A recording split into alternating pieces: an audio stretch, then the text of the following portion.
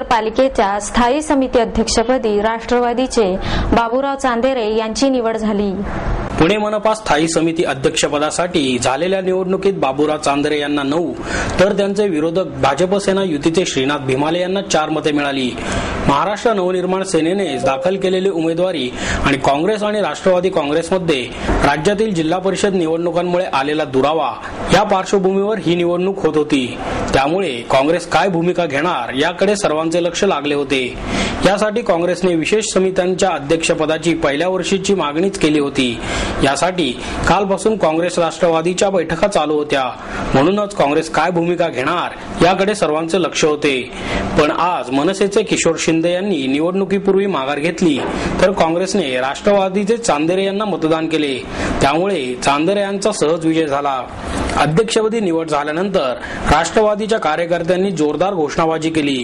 जिल्हा परिषदेचे मुख्य प्रशासकीय अधिकारी अनिल कवडे यांनी पीठासीन अधिकारी म्हणून काम पाहिले।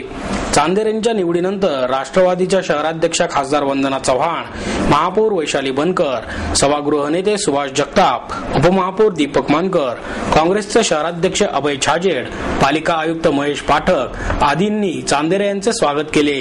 गेली अनेक वर्षे प्रामाणिकपणे काम केल्याचे फळ पक्षाने दिले आहे असे सांगत पुण्याच्या पाण्याचा प्रश्न, वाहतूक, कचरा, मेट्रो प्रकल्प हे सर्व प्रश्न मार्गी लावायचा प्रयत्न यापुढील काळात करणार असल्याचे चांदेरे यांनी प्रसिद्धी माध्यमांशी बोलताना सांगितले। देशाचे कृषी मंत्री नामदार शरदराव पवार साहेब यांच्या मार्गदर्शनाखाली आणि या राज्याचे उपमुख्यमंत्री नामदार अजितदादा पवार यांच्या नेतृत्वावर विश्वास ठेवून खासदार सुप्रियाताई सुळे, पुणे शहरातील राष्ट्रवादी काँग्रेस पक्षाचे आमचे सर्व पदाधिकारी या सर्वांच्या सहकार्यानं मला पुणे महानगरपालिकेच्या स्थायी समितीच्या चेअरमनपदी काम करण्याची संधी मिळाली। त्याबद्दल मी सर्वांचं मनापासून आभार मानतो। मी पक्षाचं काम प्रामाणिकपणे केलं म्हणून मला नेतृत्वानं पुण्यनगरीसारख्या महानगरपालिकेमध्ये स्थायी समितीचं चेअरमनपद देण्यास दिलं।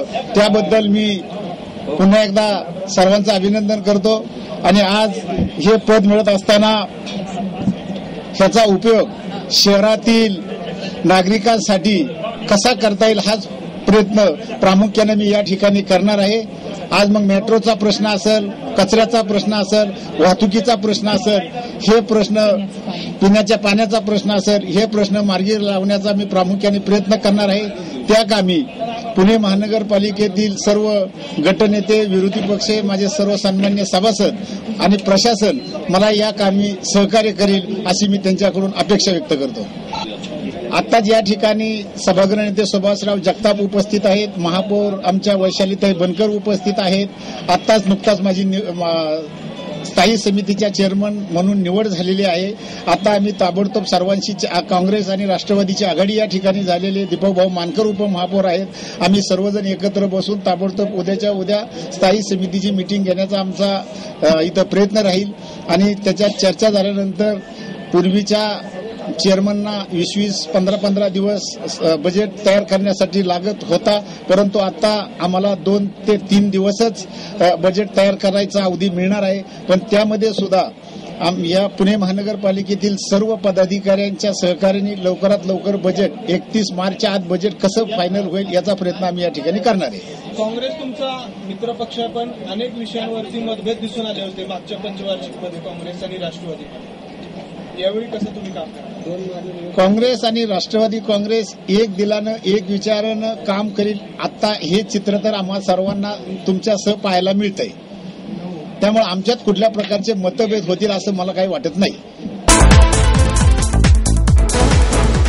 अविनाश सराडकर यांनी काढलेल्या ज्येष्ठ विधिज्ञ ॲडव्होकेट विजयराव मोहिते यांच्या तैलचित्राचे अनावरण केंद्रीय कृषी मंत्री शरद पवार यांच्या हस्ते करण्यात आले। हे चित्र जिल्हा न्यायालयाच्या ग्रंथालयात लावण्यात येणार आहे। तसेच मोहिते यांच्या आठवणींवर आधारित ॲडव्होकेट म व्ही अकोलकर यांनी संग्रहित केलेल्या कर्मयोगी विधिज्ञ या लेखांच्या स्मरणिकेचे प्रकाशन पवार यांच्या हस्ते करण्यात आले। यावेळी प्रमुख पाहुणे म्हणून उच्च न्यायालयाचे न्यायमूर्ती दिलीप कर्णिक होते, तर अध्यक्षस्थानी सिम्बॉसिसचे संस्थापक अध्यक्ष डॉक्टर शांब मुजुमदार होते. महापौर वैशाली बनकर, पुणे बार असोसिएशनचे अध्यक्ष ॲडव्होकेट धनंजय तौर, गोवा बार असोसिएशनचे अध्यक्ष ॲडव्होकेट विठ्ठल कोंडे, मुख्य जिल्हा आणि सत्र न्यायाधीश अनंत बदर, मोहिते यांच्या पत्नी, तिन्ही कन्या, जावई आणि नातवंडे यावेळी उपस्थित होते. पवार म्हणाले, कोणत्याही खटल्याचा अभ्यास, त्याची तयारी लक्ष केंद्रित करून करायची आणि तो प्रभावीपणे न्यायालयात मांडायचा ज्येष्ठ विधिज्ञ ॲडव्होकेट विजयराव मोहिते यांचा स्वभाव होता आणि राजकारणापेक्षा समाजकारणात त्यांना रस होता. म्हणूनच त्यांनी खासदारकी नाकारली. मोहिते यांच्या उमेदीच्या काळात खटल्या जिंकल्याच्या अनेक बातम्या वृत्तपत्रांमधून वाचत असे. मोठे बंधू ॲडव्होकेट वसंतराव पवार वकील असल्याने त्यांची पुण्यातील कामेही मोहितेच पाहत असत. त्यामुळे त्यांचे नाव ऐकून माहीत होते. बंधू वसंतराव यांची हत्या झाल्यानंतर त्यांचा खटला मोहित्यांनी चालवला आणि आरोपीला जन्मठेपेची शिक्षा झाल्याची आठवण पवारांनी सांगितली. केवळ वकील व्यवसायातच नव्हे तर विविध क्षेत्रातही त्यांचे नाव होते. पुणे जिल्हा कबड्डी असोसिएशनचे ते अध्यक्ष होते. त्यांच्या खटल्यांविषयीचे अनेक किस्से त्यांच्या स्नेहांकडून ऐकायला मिळाल्याचे सांगून पवारांनी अनेक मजेदार किस्से सांगितले. लोकसभेला उमेदवार हवा होता. त्यावेळी मोहित्यांना विचारणा करण्यात आली होती. त्यांच्या कार्यकर्तृत्वामुळे ते सहज निवडूनही आले असते, परंतु त्यांनी नकार दिला आणि समाजकार्यात सहभागी व्हायचे तर राजकारणात आलेच पाहिजे असे नाही. मी ज्या क्षेत्रात आहे त्यात राहूनही ते करू शकतो असे उत्तर मोहिते यांनी दिल्याचे पवार यांनी सांगितले. परंतु त्यांच्याच गुणांची परंपरा चालवणारी सुसंस्कृत प्रतिनिधी त्यांची मुलगी वंदना चव्हाण यांना लोकसभेची उमेदवारी मिळाली आणि त्या संसदेत आल्या याचा आनंद असल्याचे पवार यांनी नमूद केले. पुणे महानगरपालिकेच्या वतीने देण्यात येणारा स्वर भास्कर पुरस्कार ज्येष्ठ सारंगी वादक पंडित रामनारायण यांच्या हस्ते पंडित बिरजू महाराज यांना प्रदान करण्यात आला. 1,11,000 रुपये रोख, मानपत्र, सन्मान चिन्ह असे या पुरस्काराचे स्वरूप आहे. महापौर वैशाली बनकर, उर्वरित वैधानिक विकास महामंडळाचे अध्यक्ष आमदार उल्हास पवार, पंडिता शमा भाटे, जयंत जोशी, कथक नृत्यांगना शाश्वती सेन, महापालिकेतील गटनेते आबा बागुल, नगरसेविका सुनंदा गडाळे, माधुरी सहस्त्रबुद्धे, नंदकिशोर कपोते, जयश्री बागुल आदी यावेळी उपस्थित होते. यावेळी बिरजू महाराज म्हणाले, भारतरत्न स्वरभास्कर पंडित भीमसेन जोशी यांच्या नावाने मिळालेला हा पुरस्कार म्हणजे संपूर्ण महाराष्ट्राचे प्रेम आहे. मी लहानपणापासून महाराष्ट्राच्या भूमीत नृत्य केले असून येथील लोकांनी मला प्रेम दिले आहे. कोलकात्यामध्ये नृत्य साधना केली, त्याला मी माझी माता मानतो, तर कलेसाठी हात देणारा महाराष्ट्र मला पित्यासमान वाटतो. नृत्य देवतेची परंपरा बिरजू महाराज पुढे चालवत आहेत. त्यांना नृत्याची तर पंडित भीमसेन जोशी यांना गायनाची देवता म्हटले तर वावगे ठरणार नाही असे गौरवोद्गार पंडित रामनारायण यांनी काढले. महाराष्ट्रात 60 वर्षे राहूनही मला मराठी बोलता येत नाही, हे माझे दुर्भाग्य आहे अशी खंत व्यक्त करून पुढच्या वेळी मराठीत बोलणार असल्याचे त्यांनी सांगितले. उल्हास पवार, महापौर वैशाली बनकर, आबा बागुल यांचीही भाषणे झाली. नगरसेविका माधुरी सहस्त्रबुद्धे यांनी आभार प्रदर्शन केले.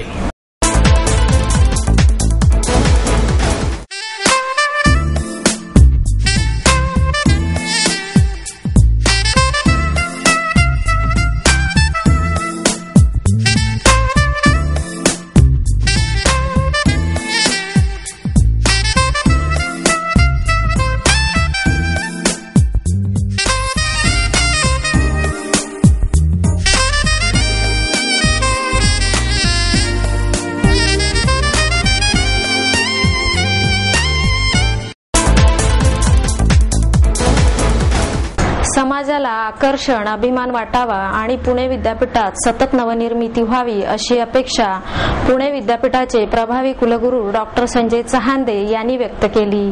पुणे विद्यापीठातील ललित केंद्राच्या भारतरत्न पंडित भीमसेन जोशी अध्यासनाच्या वतीने पुस्तक प्रकाशन आणि सांगीतिक कार्यक्रमाचे आयोजन करण्यात आले होते.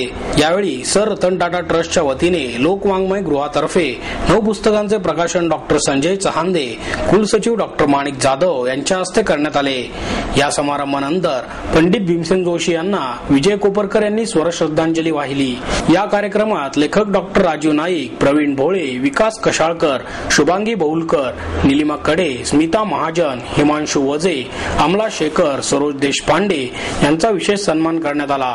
सर रतन टाटा ट्रस्टचे विष्णुवर्धन, आरती अंकलीकर, मंदार देशपांडे, केदार भट, दया साळगावकर, सौ चहांदे आदी यावेळी उपस्थित होते. तज्ज्ञांचे मत आणि अर्थकारण याचा विचार करूनच मेट्रो प्रकल्प राबवण्यासाठी राज्य सरकारशी संवाद साधूनच पाऊल टाकावे लागेल असे प्रतिपादन केंद्रीय कृषी मंत्री शरद पवार यांनी केले.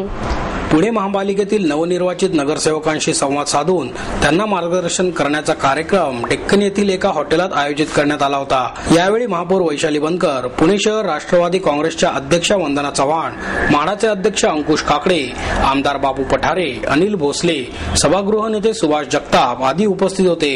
यावेळी पवार म्हणाले, पुणे शहराचे नागरीकरण मोठ्या प्रमाणात वाढत असल्याने वाहतूक सुविधेचे प्रश्न निर्माण होऊ लागले आहेत. त्यांचे गांभीर्य लक्षात घेऊन नागरिकांना परवडणारी आणि सुरक्षित वाहतूक सुविधा उपलब्ध करून दिली पाहिजे. तज्ज्ञांचे मत आणि अर्थकारण यांचा विचार करून मेट्रो प्रकल्प राबवण्यासाठी राज्य सरकारशी सुसंवाद साधून आता पुढचे पाऊल टाकावे लागेल. हा प्रकल्प होईपर्यंत नवीन बसेसची संख्या वाढवावी लागेल. महापालिका आणि नगरपालिकांचा चेहरा आता बदलू लागला आहे. राष्ट्रवादीच्या वतीने समाजातील सर्व घटकांना बरोबर घेऊन जाण्याचा प्रयत्न केला जातो. सत्तेत समतेचा विचार केलाच पाहिजे.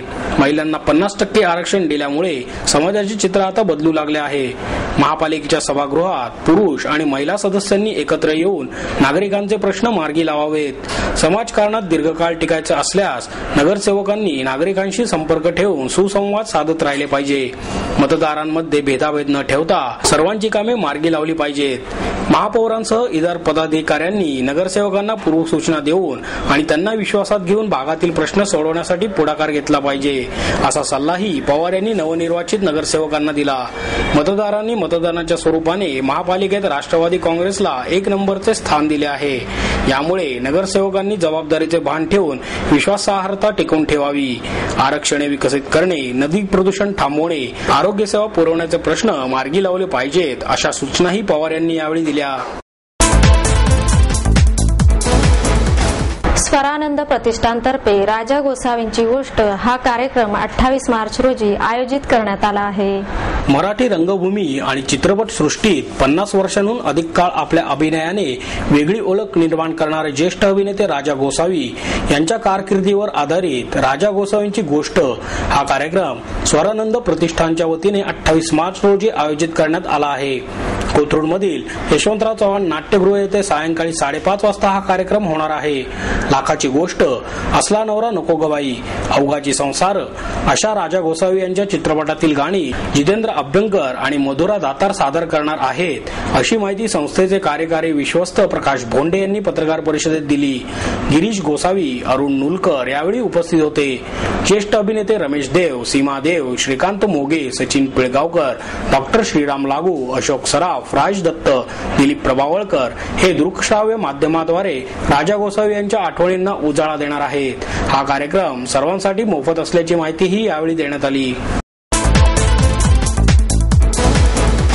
ओला आणि सुका कचरा वेगळा करावा असे आवाहन पुण्याच्या महापौर वैशाली बनकर यांनी केले आहे. यावेळी 50 मायक्रॉनपेक्षा कमी जाडीच्या प्लास्टिक पिशव्या मोफत उपलब्ध करून देणाऱ्यांवर गुन्हा दाखल करावा, अशा सूचनाही त्यांनी प्रशासनाला दिल्या. उरुळी देवाची येथील कचरा डेपोला भेट दिल्यानंतर त्या पत्रकारांशी बोलत होत्या. त्या म्हणाल्या, कचरा डेपोतील प्लास्टिक आणि थर्माकोलवर नियंत्रण आणावे. कचऱ्याचे वर्गीकरण करणे न्यायालयाने बंधनकारक केले आहे. नियमांचे पालन करणाऱ्या कर्मचाऱ्यांना पुरस्काराने सन्मानित करावे, असेही त्यांनी यावेळी सांगितले.